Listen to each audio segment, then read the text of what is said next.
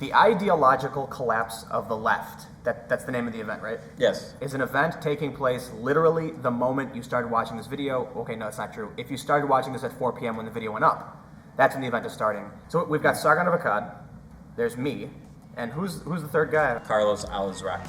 This is the Culture War Podcast. My question is, you're putting the event on, right? Yeah. Okay. Is the left's ideology collapsing? Well, that's more of a question for Sargon. I'm just a facilitator, but I mean, it'll be interesting to see what he says about it. Yeah, Sargon's not here, yeah. but I guess the general idea is there's a conversation to be had around the ideological collapse of the left. Yeah. And when that was presented to me, I thought it was interesting because I kind of feel like it's not collapsing. Yeah. I don't know. Well, that's why you were chosen. So the ideological collapse, ideological collapse of the left is the lecture that he's giving. That's the first session of the event. And then after that, you, Sargon, and Carlos will be on a panel where you guys will just talk a little in the beginning and then open it up to like a lot of the audience questions. Because, in this case, you're more the centrist in the discussion. Carlos would be more the progressive. And Sargon, I guess, is even said himself more the conservative, I guess, in this conversation. Yeah, he's doing like air quotes when he says that. Yeah, he's right? The conservative, right. So, because obviously, he's a classical libertarian. But it's going to be an interesting conversation, I think, so. What about you, Bunty? Is the left collapsing? I think that people are starting to come to terms with the fact that the left has a major PR issue. I think that, I'm a guy that thinks that PR is almost everything. Everyone is trying to manage their PR to some degree, and I think that larger organizations and political movements all have to manage their PR, and they just don't look so good. It's just the nature of it, because a lot of normal people see the things that are going on, and if they do see it, that's if they're actually end up tuning in, and they're turned off. They don't want to see people losing their minds. They don't want to see people losing their shit. Yeah, they don't like the fringes. And the idea right now is that the left has been kind of taken by the fringe. This idea of what the left is taken by these people who aren't really very present in society. So that's I agree with that. Yeah, I want to stop real quick. Sure. And just be like, I didn't even introduce myself for anybody who's new. My name is Tim Poole. I'm a journalist, and this is Emily. Yeah, also a journalist. And right, so I started off by saying straight up, I don't think the left is collapsing, and I'll talk about a little bit about what I think of that. But I want to ask Emily if you would agree. I still think there's some sanity left on the left, and I'm really hoping that the people who go a little too far with the ideologues will get pushed out eventually. At least that's my hope. I have faith. As we kind of as everyone starts to come online in the waves that they're coming online. I mean, you're seeing people just start to adopt social media now. Mm-hmm. They're gonna be exposed to these ideologues, and they're gonna reject them because they run counter to everything that they know in life. I disagree. You disagree? Oh, I disagree. I don't think the left is collapsing. I think. Somebody asked me, why is it that so many businesses, media companies, brands will capitulate to the extremists of the left? And I asked them a simple question. Do you think Sargon will ever rally a group of liberalists to Twitter HQ with torches and Molotov cocktails to smash windows, flip cars, and start fires? No. No, of course not. Do you think Antifa will rally people with torches, Molotovs to smash windows and flip cars? They've already done it. Yeah, that's true. That is true. Tell a business, you've got two factions: angry centrists who want you to change, and people who are literally ready to smash out your windows. Mm-hmm. And those businesses are going to say, hey, whatever those people want. And then what happens? The normies, I don't know if it's a disparaging term or if it's silly to use. It's not really. It's not. I think some people take it as disparaging. I like to say that I'm a normie. I like to say that you're not though. I'm normal. You know what's going on. You're tuned in. To a degree, I know through proxy because of people like you, and I'm like, what's going on there? And then I've had Gamergate explained to me I don't know how many times, and I've forgotten it every single time. Every single time they're like, this happened. I'm like, I don't give a shit. Give me games. Right. But here's what I see happening. Right. So Oreo will put out a brand message, and then everyone will, all of these fringe extremists will retweet it like crazy, and then the uninitiated, the normies, the people who don't know what is socially acceptable, will see this massive crowd and go, oh, that must be what I'm allowed to say, and those are the rules they'll stick to, right? So, dictionary.com, they're you got activists saying dictionary.com is woke because they're adding all these definitions to dictionary.com, and so then when people see that the dictionary confirms their worldview, it must be true. Well, I don't know about that, man. I've tried to give people dictionary definitions of the word racism, and they can't handle it. They're like, oh, it's Yeah, not the right but- word definition, but No, I'm but like, I'm, okay. I'm talking about dictionary.com. Have they changed their definition of racism? There has been, I think, when you Google it, I could be wrong. I'll Google it in a second, right after I pass it off to you guys to talk. But I'm pretty sure it includes now the idea of prejudice and power. But I'll actually look it up. Well, I think you're there's. I'm doing it right now. Alright. I think there's a bigger thing happening. I think, just saying right and left assumes that there's two sides. And I think, honestly, what's happening is there's multiple sides. There's the extreme left, and there's the more the centrist left, and there's the more the centrist right, the moderates, and then there's the extreme right. And unfortunately, the extremists get the press right now. Squeaky wheel gets the grease. Right, exactly, and that's what's like getting people, retweets and clicks and things like that. But I think it won't take long for those that are normies, and I consider the normies that just really aren't interested or just don't understand what's happening in a lot of the culture war. Once they start seeing like them crossing the line, and there's no way they're gonna support an Antifa that's trying to pull fire alarms and things like that for people. Though. Well, They do once again because there's a narrative being pushed by the media that whitewashes it. Yeah. So they see it, and they also have this narrative that these people are here to defend you from evil Nazis. Yeah. Yep. Right. That's the narrative, and of course the people are gonna be like, Right. "Oh yeah, Well, of course I like right. those guys." But more than that. but I think that's why we need to promote voices such as yours, Derek Blackman, Sargon's, the people that are in the center that actually are speaking logically and factually. And I think once more people get introduced to those voices, that the left will change, because again, extremism doesn't last forever. I mean, if you look at the religious right in the '80s and look at where we're at today, it's a they're gone. Yeah, they're essentially gone. And obviously in other countries it's still an issue, but progress has been made because people have joined the conversation and have learned and have done the research. So I think over time, and the more events like this that happen, the more that people are scared to put on these events, because it is scary. Like when they come after you personally, they dox you, they go after. I've had my job, my professional job, be threatened several times for the events that we put on, and that's scary.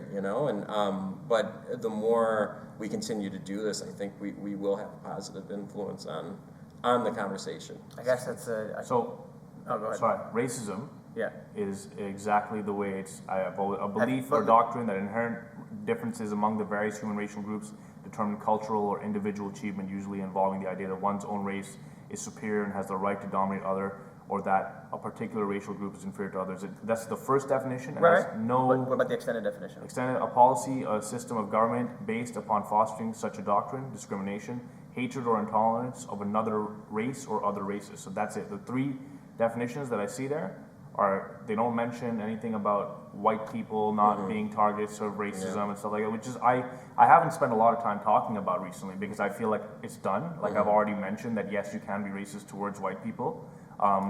But like it's you give them this dictionary definition, and they shit their pants. Well, it's just funny though too, like personal experience. Growing up in Chicago, I grew up first on the south side, which is predominantly black, and then on the north side in the Hispanic area.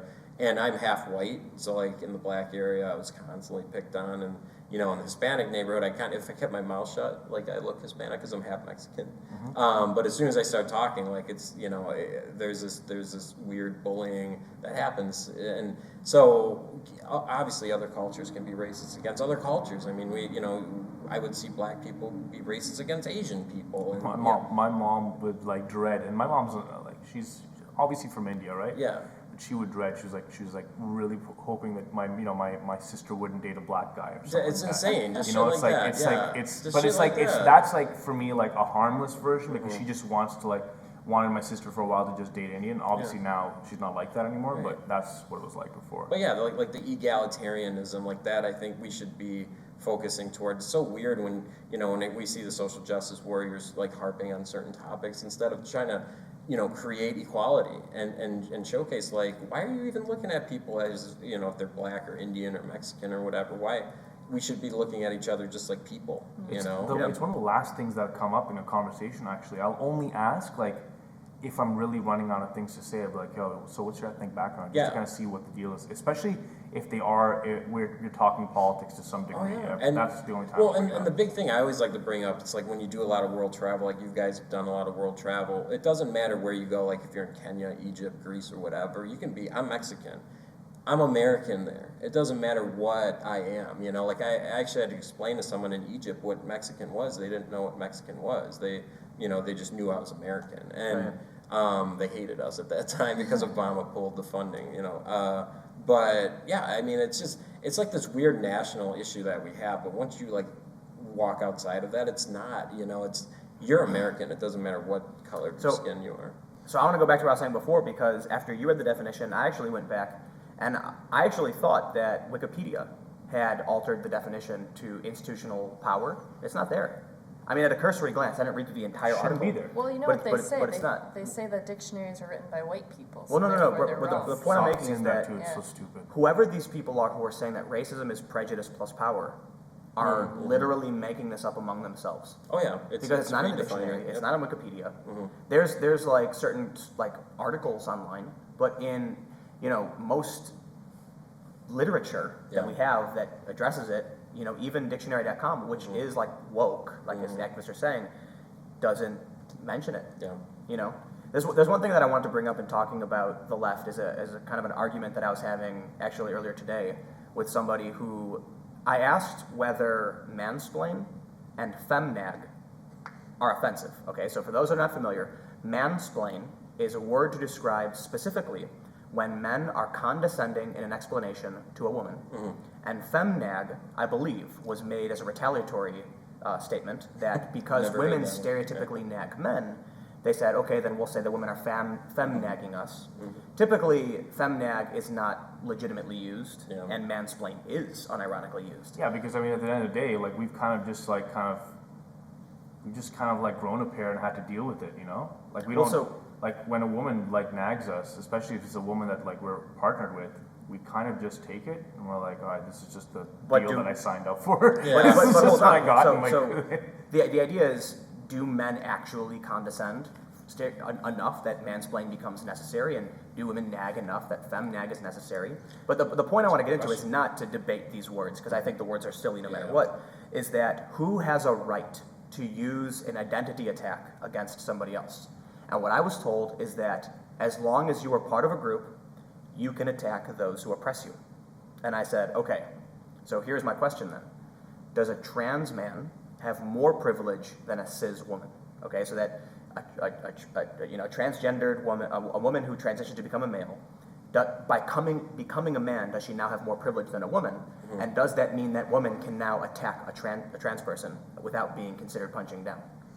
Well, that's the thing. Like I don't think anyone should be attacking anyone. Like, Well, no, that's right. part of it. Yeah. Right, Like, that's what I think. I think stop and This is insulting. that, I guess you're discussing like the Yeah. social hierarchy, right? Like where would she be placed in that hierarchy, or he be placed in that hierarchy? And there's no way to quantify that. There's no way to I mean, quantify it just that. makes no sense. Well, You're just doing some I crazy- think the logical people are going to start seeing like these, these ridiculous attacks on people are completely unprofessional. I think one of the words that's missing in a lot of the things that are happening in the political sphere is professionalism. I mean, Oh, jeez.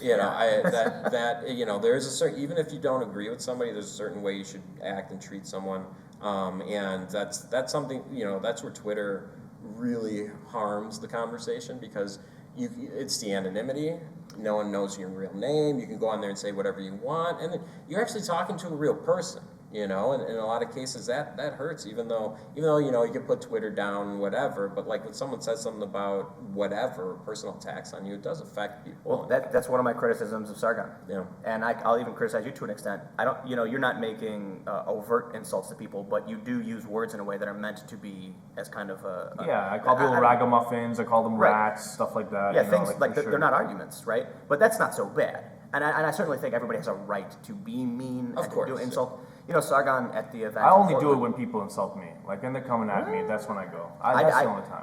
I can't say I'm innocent. Like I'm pretty sure I've probably done it at some point. I personally try to avoid that and have legitimate conversations. But even Sargon in Portland referred to this one professor as a soy boy. And my thoughts on that is like you immediately just severed opportunity for real understanding between each other. Yeah. And maybe you thought it was never there in the first place, so you didn't care. But Yeah. like I always try to avoid being the person to exacerbate or initiate that divide.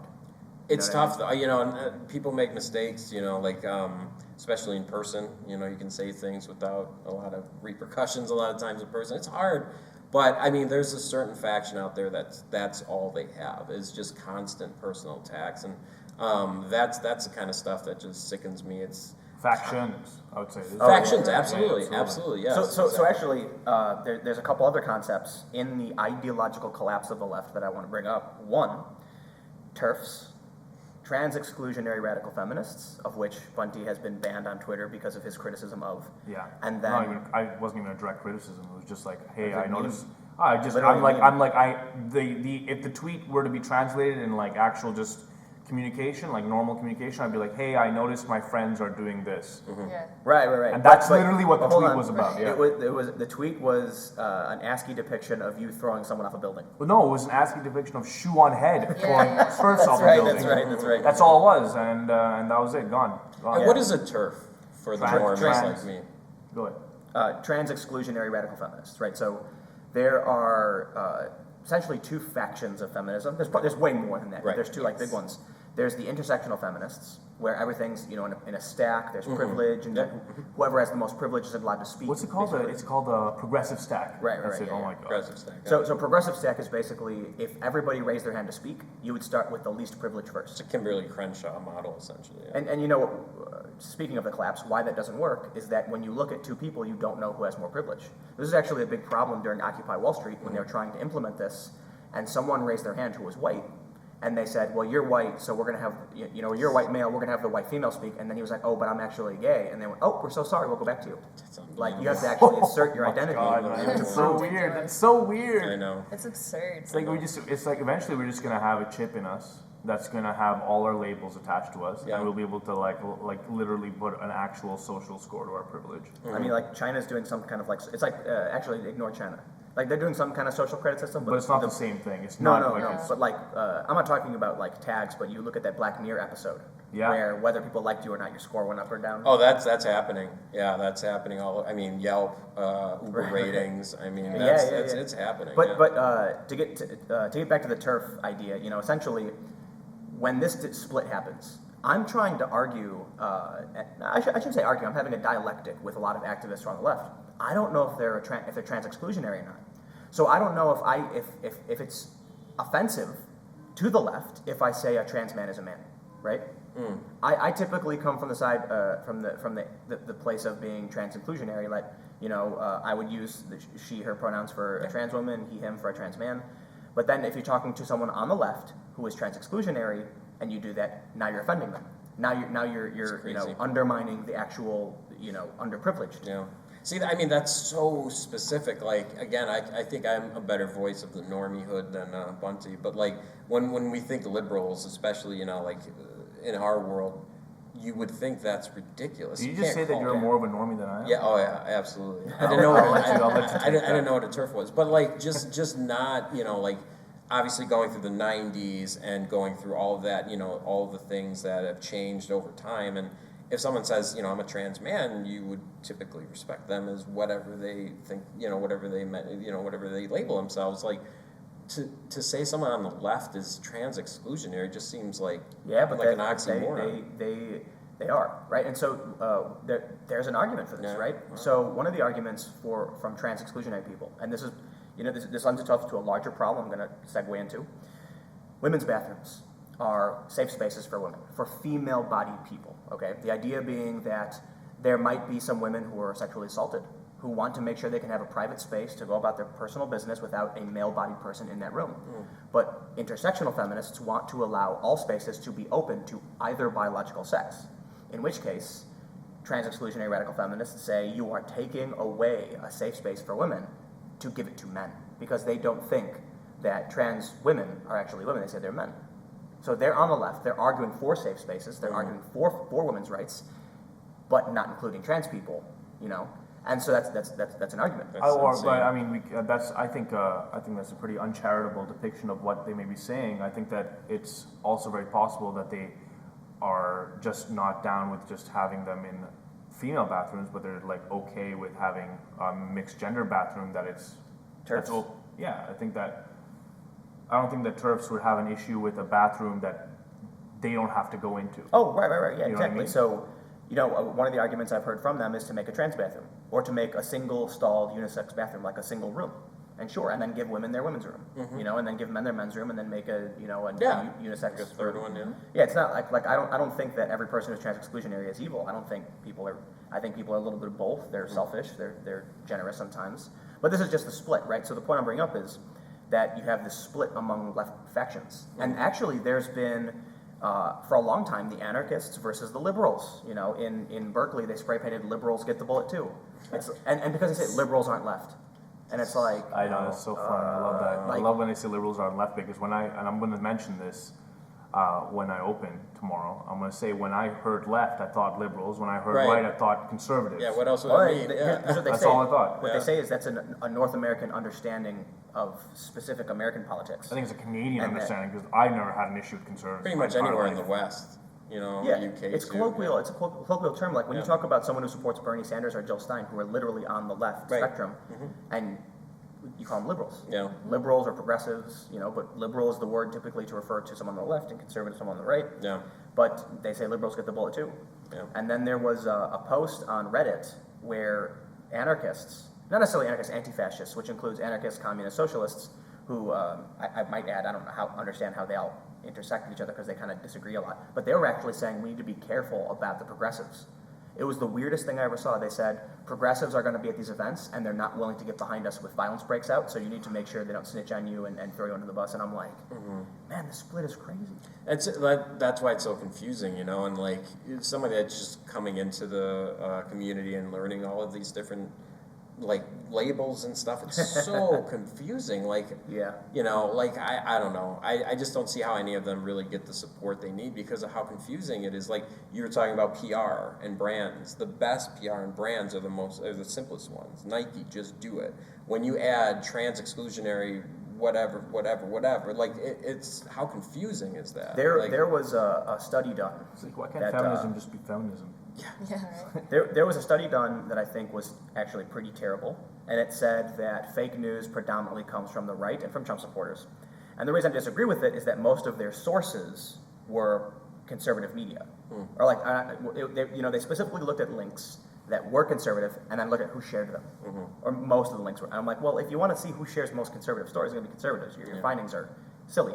But what they did do is they sorted all of the people sharing articles into groups and made like a map. And what was particularly interesting is that brand marketing falls into the category of the resistance. That is the Russia sphere, anti-Trump, fervent, people screaming that everyone's a Russian spy. And what that basically means is that I'm using Oreo as an example. I don't know if they actually do this, but when Oreo wants to make a commercial, their target market is the resistance. So what happens when brands are on TV saying, this is what people want. People hate Trump, so we're going to make a commercial for this. It's really, really bad idea for brands to get involved in politics at any point. But yeah, I know what you're saying. Like Tic Tac had a really funny one. If you guys remember the grab him by the pussy bus thing, where he's grabbing for a Tic Tac in the clip, and then Tic Tac came out with a tweet that went insane that said, "Yeah, we support women's rights," because Tic Tac was mentioned in the bus video. Oh wow! Yeah, so I mean that's a funny way of doing it, but typically brands getting involved in anything political is like. Oh yeah.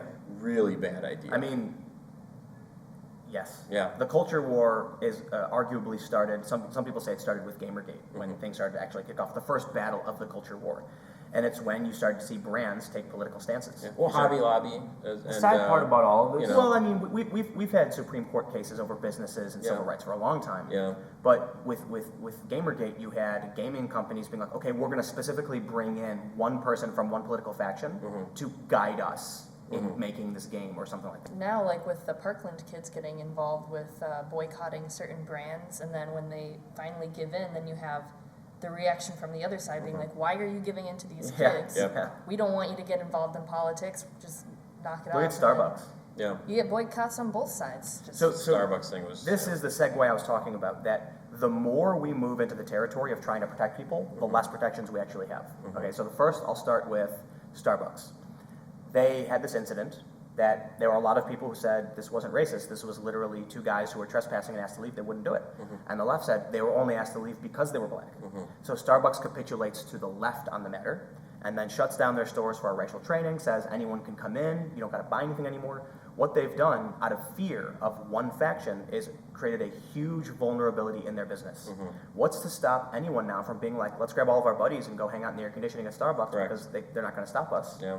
What's to stop someone from going in and accusing them of racism now? Yep. Well, they had this big racial training. What if someone goes in? We've already seen a video where a guy goes into Starbucks and says, you should give me a coffee because I'm black. comedian, yeah. And they do it. And he laughs and he's like, can you believe this? The guy goes on Fox News a day later, like, yeah, they did it. Yeah, You know? and where they really messed up is they should have, any corporation needs to stick to their handbook and their policy, and they didn't. And, you know, their policy states if you're not a customer, no shoots, no shirt, no shoes, no shirts, no service, all that stuff, stick to your policy and the conversation's over, you know? Did they think that, did Starbucks genuinely believe that like this was going to be the end of their brand if they didn't turn over to these people like that?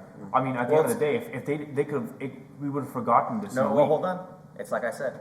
Is Sargon going to show up with a bunch of liberalists carrying torches, or is Antifa? Right. And Starbucks probably said, you know what, man, the right will be mad at us, but they'll buy our coffee. The left will show up with bricks. You know? Well, that's why that's why these events need to happen, because this whole sphere is so confusing, especially to people that, you know, they don't have time, they work, they have kids, they don't have a lot of time to do YouTube or Google or whatever. Like, you know, if we can build hype around these conversations, we need the progressives to show up. We need the people that have, you know, historically not shown up and refuse to show up and do everything that they can, not, you know, to shit on the event.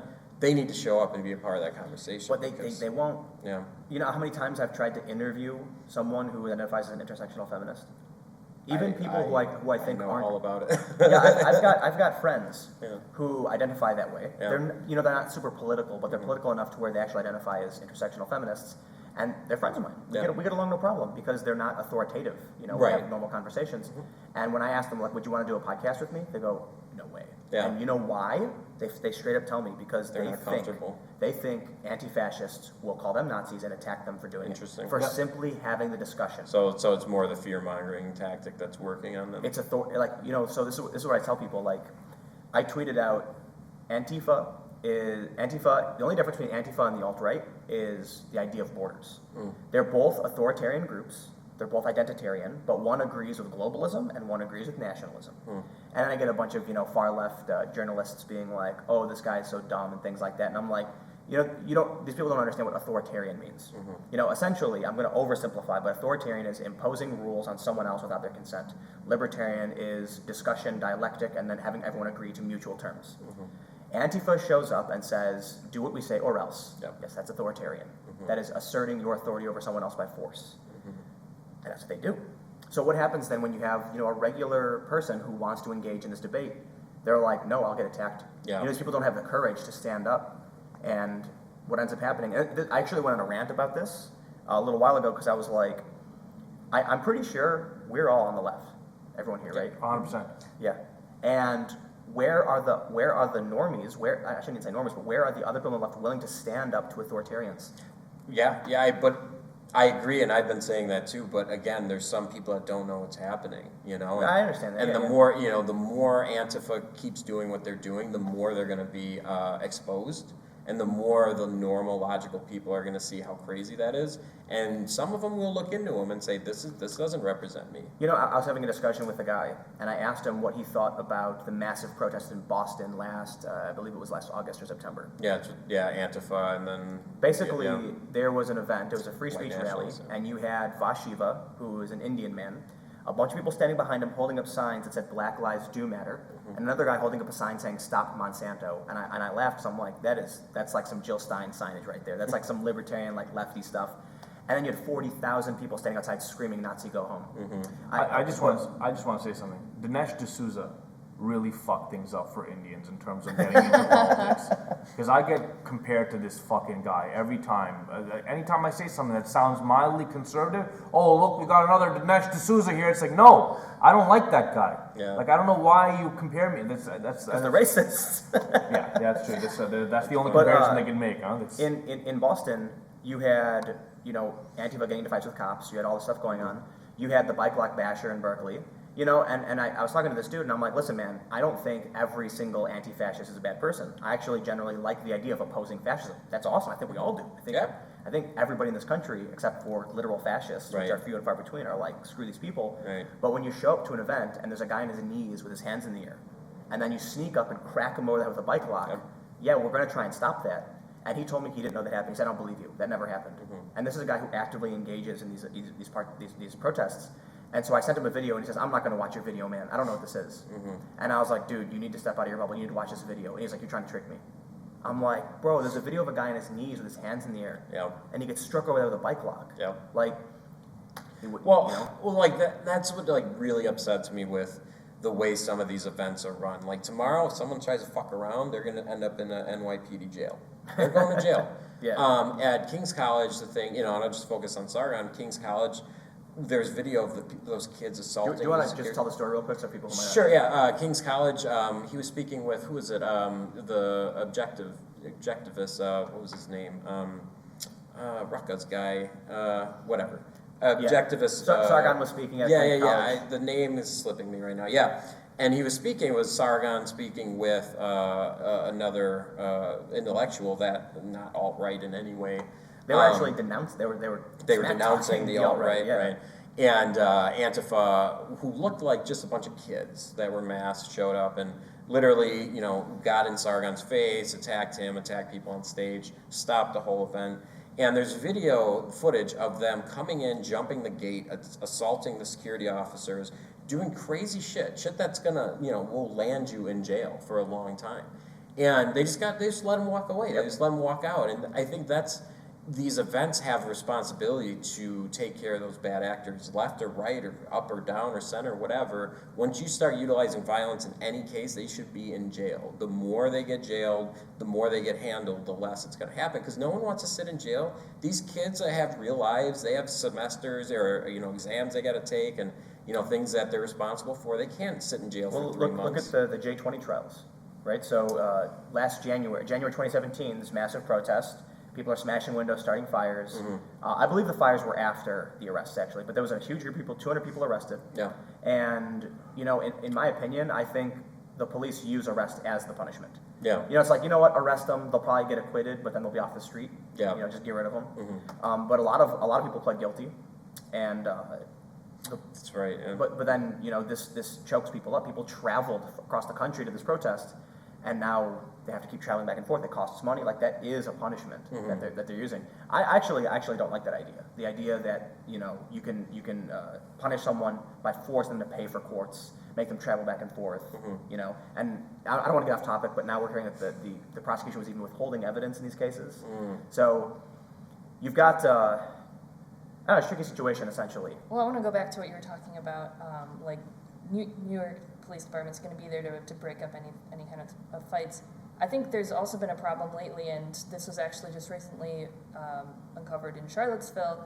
The police said that it's not their duty to step in fights, and that kind of blew me away. Because in Charlottesville, that was a really bad situation. Well, wasn't there like some kind of evidence that the police just like stood back and then pushed the groups together? Well, I think part of it was they were just going to let them kind of. That's interesting. Wear themselves out, so to speak. Oh yeah, wear themselves out. That was smart. But it was right. Their response, their statement was that it wasn't their duty to step in, even when people were getting hurt. Can I have my tax dollars back? Yeah, well, I was gonna say that's terrible that because blows me away. like when you get a parking ticket on the street, that money goes to the city. When they're essentially turning customers away if you're not arresting these people. I mean, this is money into their system. That doesn't make any sense. And plus, it's their job, serve and protect, and exactly. So I want to kind of just jump to another kind of topic in the ideological collapse of the left, and that's. I mentioned it earlier, the more we create these policies to protect people, the less protections we're actually giving people. And I'll give you an example. We created programs to benefit certain racial minorities because we considered them to be underprivileged. Now, certain universities allow you to identify as any race you want, effectively giving anybody the rights to apply for whatever. So where's that protection going? And then going back to the idea of bathrooms, the idea that there is a safe space specifically for people who are female-bodied, and now that's taken away because we're trying to be more inclusive. Basically, when you look at New York City human rights law, which I've talked about this in the past several times, 31 genders, but you can literally make up a gender and it is protected under human rights code in New York City. In which case, we are effectively breaking down all the rules to a point where there's literally infinite genders recognized by New York. Now, I talked to a lawyer, he said it's going to pass the laugh test. That means if you call yourself like, Disney Mickey Mouse gender, they're going to be like, okay, buddy. Yeah. But there are a lot of really strange Tumblr genders, strange to the normies, I guess, like Orbo gender and Hydro gender. I've got my own gender, Molli gender. Molly gender, and you didn't make that up. I didn't make that up. That's a real thing. Yep. Yeah. And so, then when you end up saying they're discriminating against Molly gender, you've basically given every individual person the exact same privileges that minorities and the underprivileged were supposed to be granted in defense. So if somebody says, like somebody's literal, like an actual trans person, and they say someone's discriminating against me, well now basically every single person in New York City can claim the exact same thing whether they're actually trans or not. Right. Those protections are being erased. Yeah. And then not only that, but I think this ultimately leads to it's potentially going to lead us to a collapse of society. Yeah. When then people make up a gender and then claim they're being harassed by the police for that, for discrimination. Yeah, it's interesting. I mean, it's like that joke Dave Chappelle did on his last special where he was talking about, remember that gorilla that was killed in the zoo? Harambe? Yeah, and it was like a big thing, and he said, oh, you're going to see a bunch of black people running around in gorilla suits in New York now, It's because, they can't shoot the gorilla. But, no, it's interesting. Yeah, I don't know, like... is that really going to take on, am I really going to call you Molly gender? Like, that's going to be like a conversation for you to say, this is what this means and this is why. Right. So let's say this. You said you're Mexican, right? Yeah. So progressive stack. You're a cis man. You're a cis het, right? You're identified with the gender you were assigned at birth. You're heterosexual. You're Mexican. So you pretty much are in the top tier of privilege, just below a white man, right? I'm half white too. Where does that put me? So Mexican, Irish. Definitely below a white man. Actually, no, that's not true. It depends on whether or not you're agreeing with the tribe. Okay, so as someone who is mixed, if you say things they disagree with, they're going to call you white. If you agree with them, they're going to say you're Latino, you're Hispanic. So, but we'll ignore that. Let's just say you identify as Mexican. What happens when we reach to a point where everyone does have a unique gender and they're using that oppression system to force you to do things, right? They say, you're oppressing me. And then you have the progressive stack going, you're not allowed to speak because we've got Fubo gender, Molly gender, Hydro gender in front of you. Are you then going to say, okay, I'll wait all the way until the end and I'll stand in the back of the line? Or will you just be like, well, I'm Gorbo gender. I get to speak first. You could do that, or I think there's this innate rebellious personality trait in a lot of people that as soon as anything authoritarians telling you what not to do, what you can do, what you can't do, they do the opposite. I mean, the rise of atheism in the West, all the riots that we've seen over time. I mean, there really is that rebellious thing in us. So like as soon as that becomes the norm, there's going to be something else that comes along that starts debating that or challenging that, and eventually too. I mean, time. People, we're not going to have any fucking race, really. I mean, in the West, it's going to be, I don't know. Constant, mixing of the races. I don't know if I agree with that. No? There aren't enough people that are saying, we have to preserve the white or Indian race or whatever. So look at this. When the migrants and refugees come to Sweden, what do? They form little enclaves. Yeah. They all move to the same place. They all intermarry. It happens everywhere. I mean, a lot of the complaints we see in the UK... That does, but society changes that. You're absolutely right. When the culture is first introduced into whatever culture, yes, you're right. There's this, we need to stick together, but over time, you start breaking down those walls, I feel like that's an assumption we've been having, because it's definitely not an assumption. It's actual something that you can observe. I mean, look at how all people the integrate. look at all the ex-Muslims that are coming out in the West now. All the people that are talking against, like, really authoritarian... Right. But what I'm talking about race mixing, not culture ideas. But Islam you don't think is that's an identity. You really don't think that's going to just... well, I would say I don't have enough data to know that. Right. But I've read things that, for one, I've read a lot, and I've heard a lot of opinions from people who believe that we're headed towards a mixed race future. But I've also read articles that said people overwhelmingly prefer to have families of their own racial identity. Even today. There are some, like I said, but overall, in a progressive culture, you're going to see that change. Like, obviously in Saudi Arabia or, other authoritarian style governments. Yeah, you see some of that, but the more progressive a society gets, the more that's challenged. And that's why a lot of people, like, former Muslims that come to America can actually talk about it. They can't talk about it at home. People, Yeah, but- people but- don't. get killed, Here's the thing. I feel like people spend way too much time focusing on the ethnic element of race mixing, but the reality is that like it all comes down to the social groups that you're already in, right? So if you're in a specific social group that you feel like that's your social group, it doesn't matter who's who. You will form a social contract in the form of a relationship with them because they're in that social group. It's like, and the reason why I feel like people who they identify with the people who will say like I prefer being with someone of my own kind is because they associate their own kind with their own social group And their right? own experiences. That's why I don't. Yeah. That's why I don't have that mindset because for me, my social group involves. But that's what I'm Anybody. saying. Like, but your grandmother would be completely different. Oh, for sure, because You that's know. not the same But thing. as generations progress in societies that are progressive, like that stigma goes away. You know what I Yeah. mean? And you start seeing people more as just people Well, instead it wasn't just when if you go to color. India, it's not just India, people. yeah. It's not just other Indians. It's like, is this person of the same caste? Yeah. Is this person Yeah. of the same economic Economic status, yeah. status? It's like that's their tier system, Yeah, exactly. And that's So- also breaking down now. There was I don't know who it was. I don't know if it was you or if it was someone mentioned it. They said something about how YouTube or the internet in general. oh, Gentrification. The Internet internet just well, fucks the internet in with general, cultures, yeah. you can be a low class person. Oh yeah. And you can Oh, just yeah, go yeah. become a star on Yep. the internet, and that's next thing you know, you buy your way up to the top. exactly. That Yeah, can yeah. happen to an Indian there, like But there's- also- that's what my brother was talking about. yeah, that's it. Yeah. That's it. But yeah, but, for sure. but the internet also, I mean, I've seen it just like in the third world countries I've been in. Once the internet's introduced, like it changes the way they think because they see different people or different ways to live. Like instead of just being stuck with this one way of knowing what life is. And yeah, technology definitely is something that has progressed humanity. Like But so one of the things I'm concerned about is the rapid expansion of identitarianism. All right. So most definitions say that identitarianism is specifically white nationalism, but it does really mean anybody who uses their identity as their political movement. And so you have people like Black Lives Matter. Yeah, right. Tariq Nasheed calls himself an identity extremist. And we know he actually calls himself that. That's crazy because we've seen black identity extremists go on murderous rampages. We had the guy kill those cops in Texas. We had the guy go and shoot up the church. We had the guy go to the cop car in Brooklyn.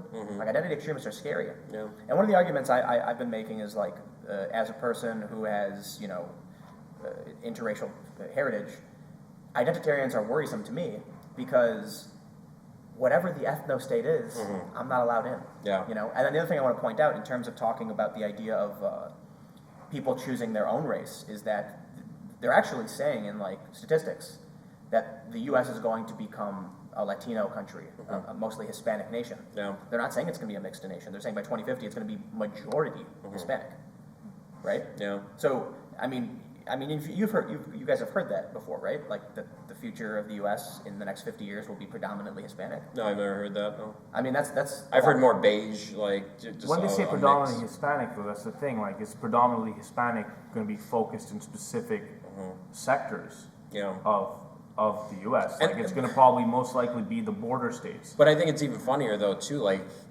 if you look, I mean, this is all like more current state of humanity. We all come out of Africa. I mean, so if we look at our common ancestry, we all go back to one continent, and that's even funnier too. Like we actually have everyone has a lot of similarities in their genetics just based on humanity's evolution and things like that. So when you look at it like that, how can you not say we're all related in one way or another? Well, you can even look at it, and you can always just say that we're all related if you look for the common traits that we have. I mean, the fact that we all desire to be wanted and loved to some degree. Some Yeah. of us all have the desire to be a part of society. Yeah. That's Well- a big thing right there. I just want to point out how grateful I am to live in the future because I decided to fact check myself while you guys were talking. It's like I'm I might be wrong because there's a report from the Washington Post saying that the Hispanic identity is fading in the United States. There won't be one.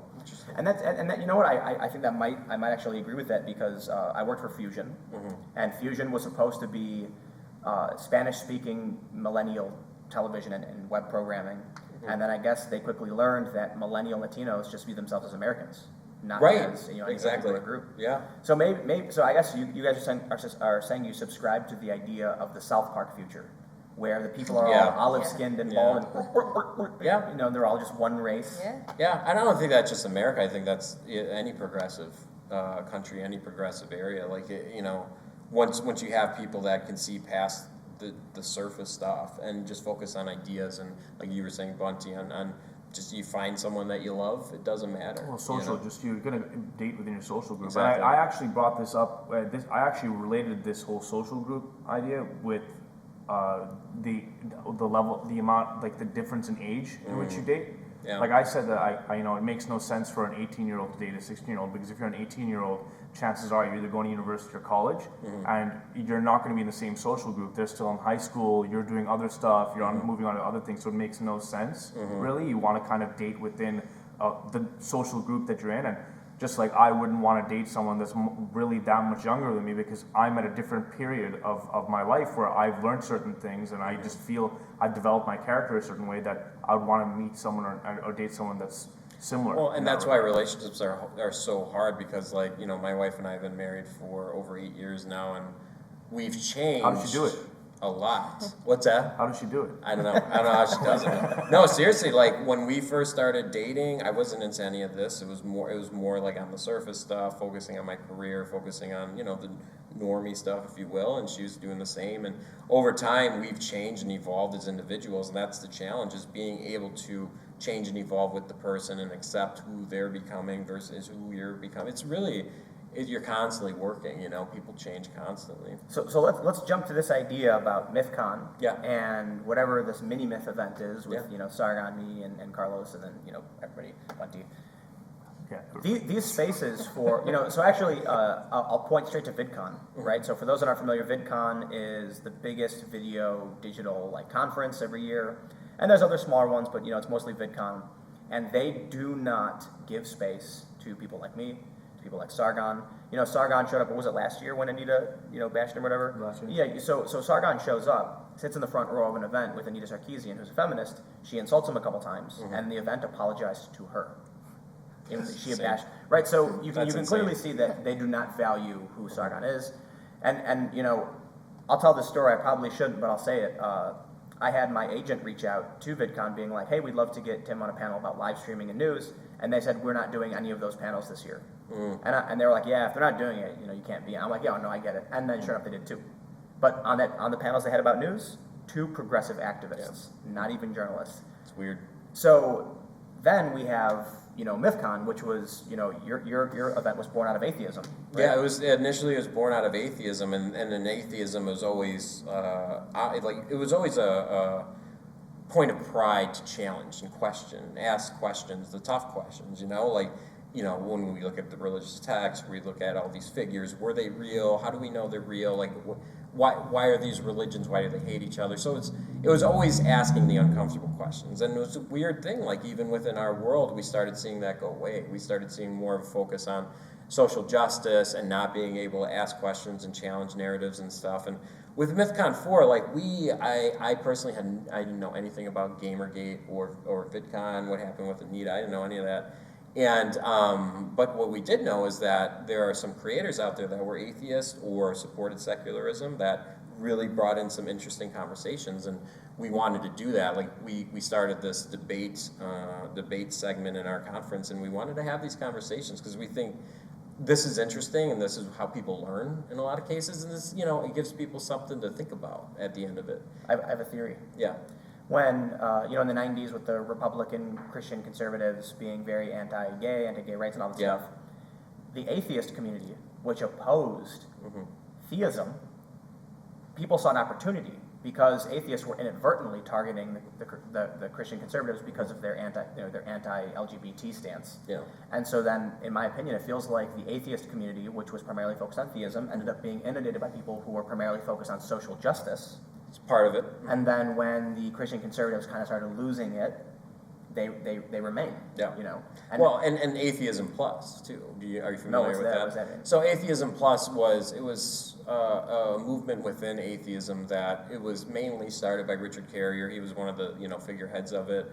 And essentially what it was saying is you can be an atheist and. So you can be an atheist and a feminist. You can be an atheist so it's an atheism plus thing, which really I didn't have any issues. Again, I didn't really understand the full scope of it. And it's interesting because Carrier's talking with Sargon this year, so it's going to be a really, really interesting conversation because Sargon understands that divide in the atheist world too when that happened. And it did create this weird divide. And it did create this weird, like progressive versus classical liberals, like can we ask these questions or can't we?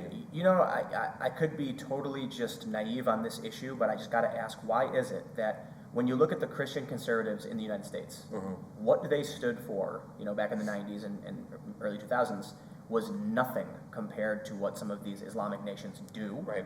And for some reason, I see atheists defending Islam, but attacking Christian conservatives, and I'm like, look. Because it's tied to race. Because Christians, when people say I like to say this to Christians now when they say, yeah, I'm not a practicing Christian, I call them cultural Christians.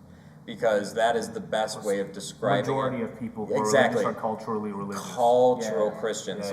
You can be a cultural Muslim. Culturally religious. You can be a cultural Sikh, right? You can be a cultural anything. And that's a better way for people to explain what they're saying. And the problem is when you look at Islam, people conflate that with race and tie it to culture and race. And so they feel that, and you bring up a great point, go ahead and share your point. I love your point on how the second,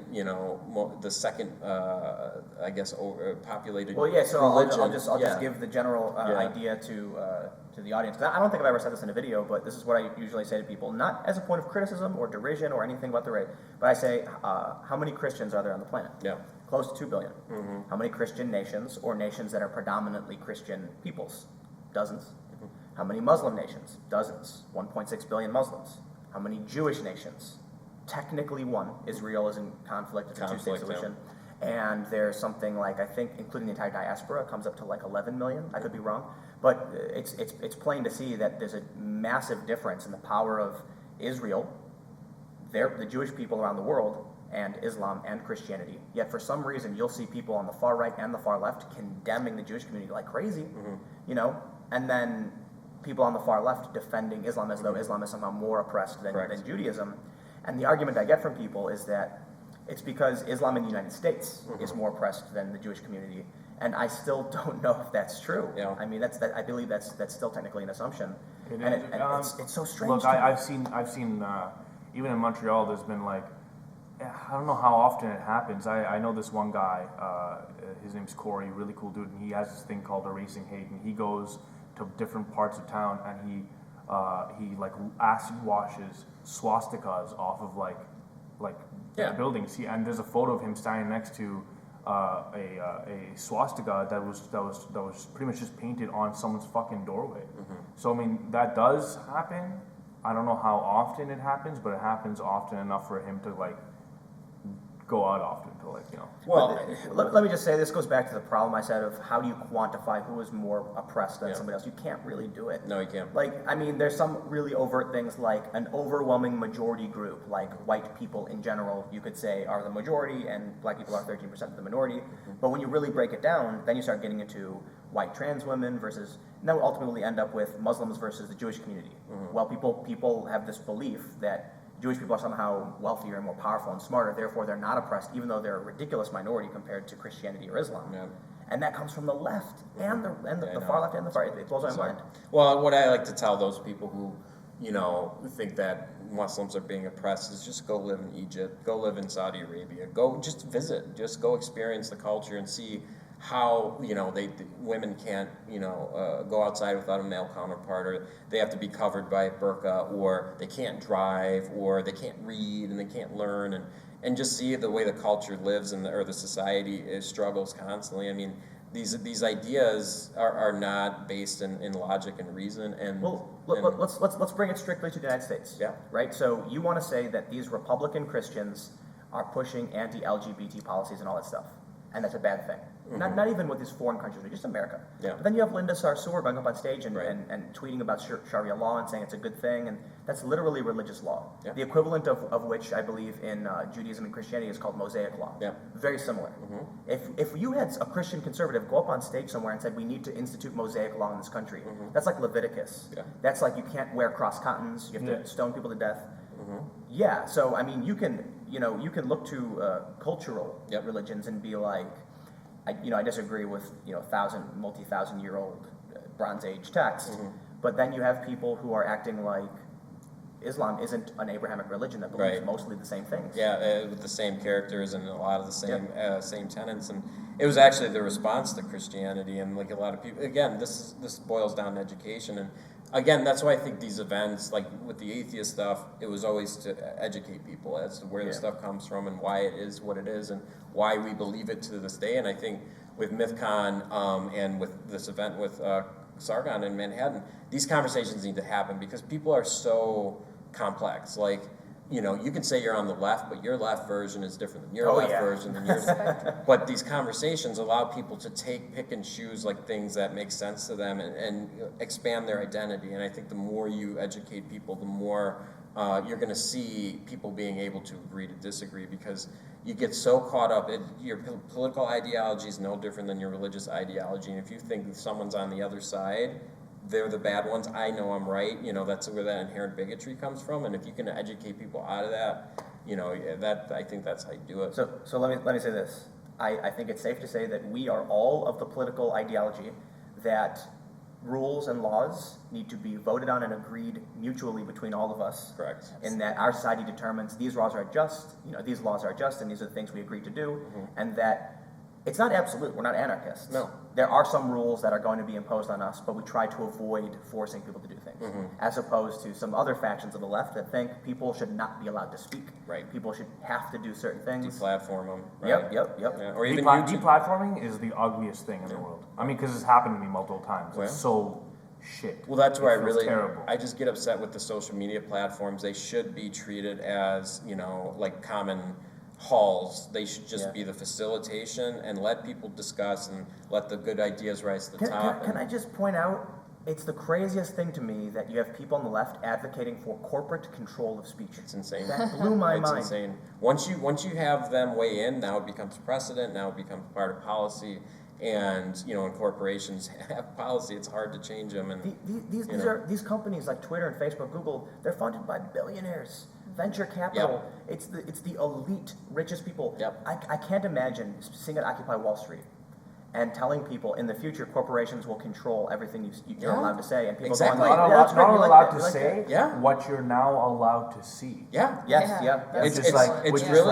It's really like they need to read Philip K. Dick. They need to understand, like seriously, like you really want to live in the Matrix. Do you really want to live in a society where the government tells you what you can and can't say? Because that's what they're advocating for, and that's the scariest thing that That's so. Well, I scary. don't know if they think they're advocating for that. They're pretty much like the way I see an activist. They want to build a safe space for the people that they care about, right? Yeah. And they happen to probably know people who are transgendered or people of color and all that stuff. And I can respect that they want a safe space for them because they feel like they're in an environment that's against them. Yeah. So, but the manner in which they're going about it, they don't think that it can go that far. Yeah. But they haven't kind of factored in this corporate greed, this idea. These Seriously. people who know that they can make money and maintain power over controlling Exactly. people while adopting these policies Exactly. that these people value, and that's the issue. Well, and that's why I'm so excited that Carlos Alazraqui's coming to this event because he's a Thank God. comedian. He's won many awards for stand-up. He's connected to a lot of stand-ups and I hope comedy. they don't fuck with them. I don't think they will. I hope Comedy has been, again, it's always different in person. Like, it really is. Like, when you talk to someone face-to-face versus Twitter, it's completely different. But comedy has always been, even if you go back to kings and queens and jesters in the courtyard, they were always the ones that were able to challenge the hierarchy or the people that are controlling laws. And, it was really sad to see with Roseanne Barr what happened because I saw a lot of my comedian friends jumping on her. And it's no different than when Lenny Bruce was traveling, in New York even, and he would get arrested for things, for comedy bits that he did on stage, like George Carlin, Seven Dirty Words. George Carlin, Seven Getting Dirty arrested in Words. Milwaukee. So scary to see that happen, and to see people advocating for her to lose her show, or her to, have this all of this bad things happen to her. We're so close But to the people- being the back people to around her. that. No, Yeah. no regard for those who they're going to affect outside Exactly. of Roseanne. Yeah, exactly. All the people that were employed, production staff, directors, actors, They, all they, that. they might get saved. They might do some other show with them or something. They may, but highly unlikely, because she was the star and the Yeah. show was named after her. But I mean, it's so close to being back to that time where speech was so prohibited that you could face jail time for something you said, and That's crazy. and it wasn't that long ago, Yeah. and like these people are advocating to go back to that, and it's really, really scary. So to see him there supporting this and being a part of the conversation, I think is important. So we're about ready to wrap up. Sure. But let's just go into what you're doing. There's gonna be more of these events.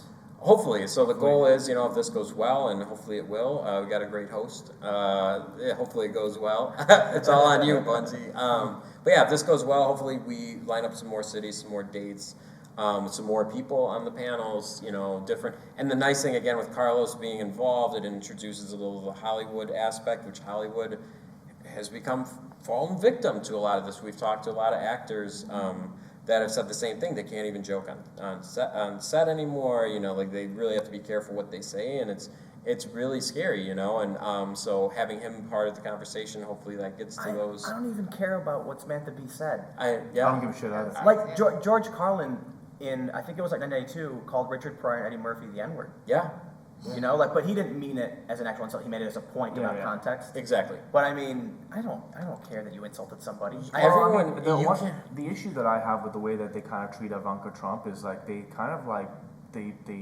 take her dad and they kind of put the sins of her father on her, and like there was an interview where someone asked her about what she thought of her father's sexual assault allegations and stuff like that. Yeah. And she was like, "Why would you ask me this?" right.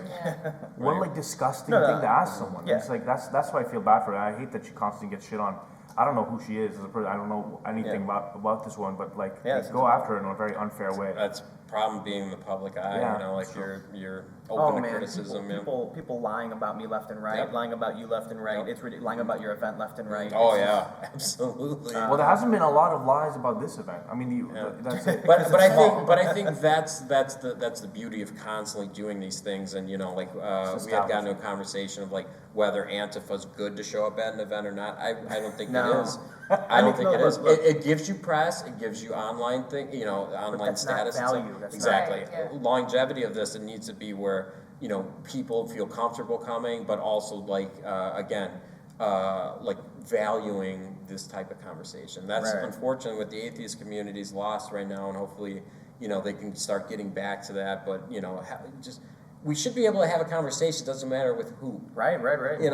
It's a conversation. Unless Growing you're an up. authoritarian. Yeah, like growing up in the '90s, with all the shit that was happening back then, like if someone's like, "Oh, two people are on stage, we're gonna go burn it down," it's like, what? Man, Seriously. the That 90s doesn't was make- racist, dude. Yeah. I felt the 90s was racist. Yeah. That was like the most racist period of my life. Yeah, there's so much shit going on. If Yeah. someone said like, "Oh, there's two people on stage talking," who cares? Like, we Yeah. got bigger things to worry about, And so Well- hopefully we get back to that. Hopefully we get back to that. Hopefully there's more events like it. Yeah. We're running a little bit over, so I guess you guys want to have any final thoughts before we bounce out? Just want to say, if you want to go and check out this event, head to sargonlive.com. You'll see the event details there. You'll be able to purchase a ticket directly through that. You'll also be Oh, it's able gonna to be too send late. some. Well, By the time you guys are watching this, the event's happening. But you no, can- it could. I mean, if you're in New York, if you're like If you're in somewhere New around- York, if you're in for New York, sure. you'll be able Just to head don't on make it over, right? run over. Yeah. Yeah, or at the very least, you'll be able to pay attention. The other thing is that the really important thing is if you have any press inquiries, there's a link down there at the bottom that you can go ahead and shoot an email over to, or if you want to request your own city, go ahead and do that way. Yeah, that helps us. Yeah, absolutely, absolutely. You want to give your social media? Yeah, I'm Bunty King. I don't know how many of you guys know me already, but I'm banned on Twitter, so you can't follow me on Twitter. You can find me on YouTube. It's youtube.com/Mr. Bunty King, and you can also find me on Instagram at Mr. Bunty King. You can also find me on Facebook at Mr. Bunty King. It's easy. Mr. Bunty King. Yeah, Mr. Bunty Go King. ahead. We have a Myth Informed podcast, and just go to mythicistmilwaukee.com. It's MYTH, and you'll find all our stuff there. I'm on Twitter at Molli, MOMESMOLLI. And you can find me on Twitter at Timcast and on YouTube, youtube.com/Timcast.